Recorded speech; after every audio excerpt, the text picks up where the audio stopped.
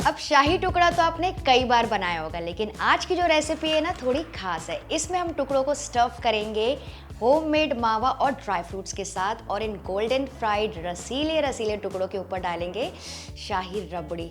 एकदम कमाल की रेसिपी है। सोचो, सुन के इतना अच्छा लग रहा है तो बना के और खाने में कितना ज़्यादा मज़ा आएगा।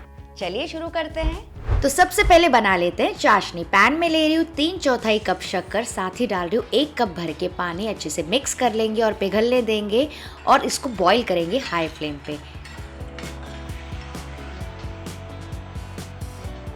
फ्लेवरिंग के लिए डाल रही हूँ 2 से 3 इलायची इस तरह से क्रश करके। आप चाहे तो यहाँ पे केसर के धागे भी डाल सकते हैं, या फिर आप चाहे तो थोड़ा सा फूड कलर भी डाल सकते हैं। और इसको पकने देंगे 3 से 4 मिनट के लिए, जब तक कि चाशनी हल्की सी चिपचिपी ना हो जाए। कोई भी तार की चाशनी हमको बिल्कुल नहीं चाहिए। जैसे कि नॉर्मली गुलाब जामुन की चाशनी होती है ना पतली, वैसा बनाना है। स्मूथ सोल्यूशन हमको चाहिए। तो ये देखिए, अब मैं आपको दिखाती हूँ। हल्की सी चिपचिपी हो गई है, ऑयली और ग्रीसी दिख रही है हाथों में, तो बस हो गई है। गैस का फ्लेम ऑफ कर देंगे और इसको साइड में रख दीजिए। फिर रबड़ी के लिए पैन में मैं ले रही हूँ 3 कप दूध, यानी कि 750 ml। इसमें अच्छा सा बॉईल आने का वेट करेंगे, और एक बार उबाल आ जाएगा तो गैस का फ्लेम रख देंगे लो मीडियम। मिठास के लिए मैं डाल रही हूँ 4 टेबलस्पून शक्कर, आधा टीस्पून डाल रही हूँ इलायची पाउडर फ्लेवरिंग के लिए। थोड़े से केसर के धागे भी डाल दीजिए और मिक्स करेंगे जब तक ये ना थोड़ी सी रिड्यूस ना हो जाए, कम ना हो जाए। मतलब कि जितना भी दूध है ना उसका 30-40% कम हो जाना चाहिए। तो बेसिकली हम क्या करें ना, गाढ़ा क्रीमी दूध बना रहे हैं, तो बीच बीच में इस तरह से चलाते जाइएगा ताकि नीचे से लगे ना। और इसमें अगर आपको चाहिए ना, अगर आपके पास घर की मलाई है तो वो भी डाल सकते हैं 1/4 कप। और मिठास के लिए आप 1/4 कप कंडेंस मिल्क भी डाल सकते हैं, तो मीठा भी हो जाएगा दूध और गाढ़ा भी हो जाएगा। तो ये देखिए काफ़ी रिड्यूस हो गया है।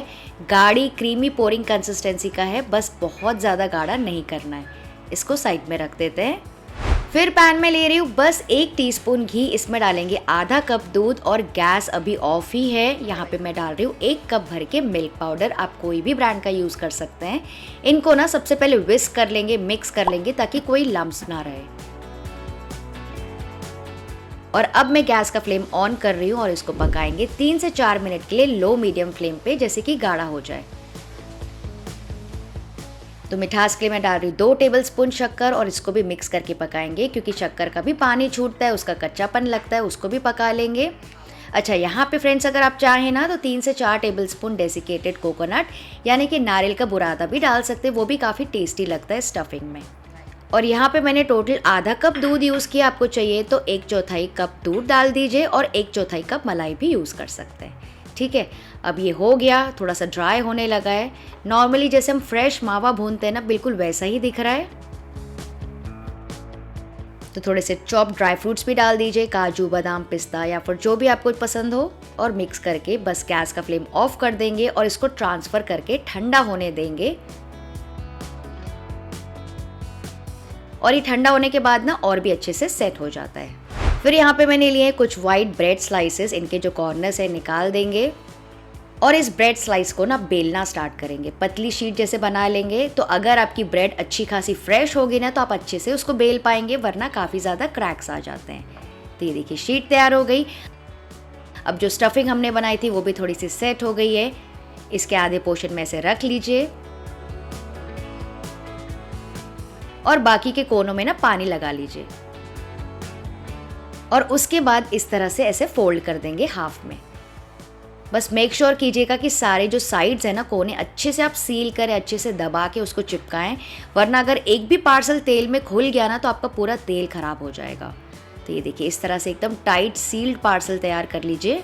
और अगर आपको चाहिए तो आप रोल्स भी बना सकते हैं, सिलेंड्रिकल रोल्स भी बना सकते हैं इसके। तो आज मैं सारे पार्सल्स ही बना रही हूँ, तो इसी तरह से सारे पार्सल तैयार कर लीजिए। तो ये देखिए सारे रेडी हो गए। अब आपके पास ना 2-3 ऑप्शन, आपको चाहिए तो फ्राई कर लीजिए, बेक कर लीजिए या फिर एयर फ्राई कर लीजिए। तो यहाँ पे मैंने तेल गरम करने रख दिया है फ्राइंग के लिए। तो एक एक करके इसमें डालते जाएंगे। गैस का फ्लेम मीडियम होना चाहिए। तो क्योंकि हम खास मौके के लिए बना रहे हैं ना, तो इसको आज हम फ्राई ही करेंगे। तो बस इनको फ्राई करेंगे जब तक कि बढ़िया सा गोल्डन ब्राउन कलर ना आ जाए। और वैसे भी शाही टुकड़े में ना ब्रेड स्लाइसेस को तो फ्राई ही किया जाता है। बस आज हमने इसमें स्टफिंग की है ताकि और भी रिच और शाही बने। वैसे आप चाहें तो थोड़े से घी में शैलो फ्राई भी कर सकते हैं, अगर आपको पूरा डीप फ्राई नहीं करना है तो।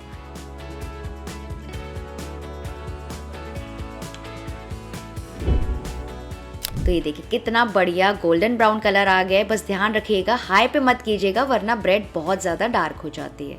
तो बस अब इनको निकाल देंगे और इनको डायरेक्टली डाल देंगे चाशनी में। चाशनी आप चाहें तो सेम पैन में रख सकते हैं, मैंने ट्रांसफ़र कर दिया इस शैलो बोल में ताकि ना फैला हुआ बर्तन रहेगा तो ईजिली सोक कर लेंगे।